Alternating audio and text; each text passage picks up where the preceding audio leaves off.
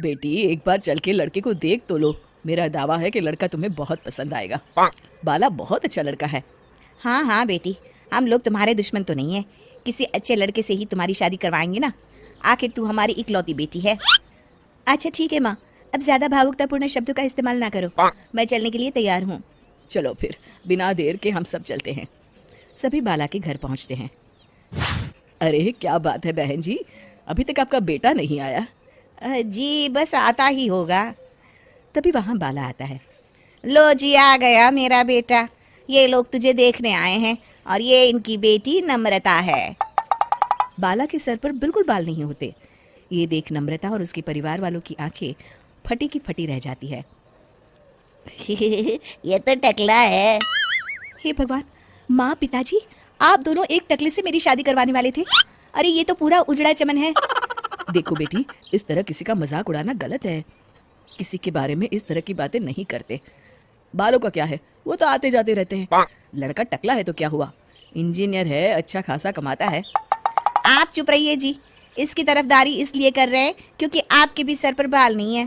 मैंने तो आपसे शादी कर ली, मगर मैं अपनी बेटी की शादी एक टकले से बिल्कुल नहीं करवाऊंगी। अरे ये क्या, कब से आप लोगों ने टकला टकला लगा रखा है? और माफ करना, तुम भी कोई हूर की परी नहीं हो। तुम लोग मेरे घर में आकर मेरी ही बेइज्जती कर रहे हो। निकल जाओ यहाँ से। हाँ हाँ तो जा रहे हैं ना, हमें भी यहाँ रुकने का कोई शौक नहीं है। नम्रता और उसके परिवार वाले उठकर वहां से जाने लगते हैं। तभी नम्रता का छोटा भाई जाते जाते कहता है, टकला। तेरा बाप टकला। और इस तरह बाला का रिश्ता टूट जाता है। फिर एक दिन सड़क के किनारे एक आदमी घूम घूम कर कंधी बेच रहा होता है। कंधी ले लो, कंधी, एक से बढ़िया एक कंघी ले लो, नए जमाने की कंघी ले लो। अरे भाई ये ले लो। घूमते घूमते वो बाला के पास पहुंच जाता है। अरे भाई साहब, कंधी लोगे क्या? ये लो। तभी उसकी नज़र बाला के सर के ऊपर पड़ती है। अरे माफ़ करना भाई साहब, आप इसे लेकर क्या करोगे? आपके सर पर तो बाल ही नहीं है। आपका तो स्टेडियम पूरा खाली है। चलता हूँ, कंधी ले लो, कंधी ले लो। कंधी वाले की बातें सुनकर बाला को बुरा लगता है। उस समय बाला को ऐसा महसूस होता है कि उसके लिए दुनिया में सबसे कीमती कोई चीज़ अगर है तो वो सिर्फ बाल है। बाला सड़क पर चलते हुए लोगों के बाल बड़े गौर से दिखता है। चलते चलते बाला एक मंदिर के पास पहुंच जाता है। हे भगवान, तुमने ये मेरे साथ क्या किया? थोड़े से बाल अगर मुझे दे देते तो तुम्हारा क्या चला जाता? सारी दुनिया मेरा मजाक उड़ाती है।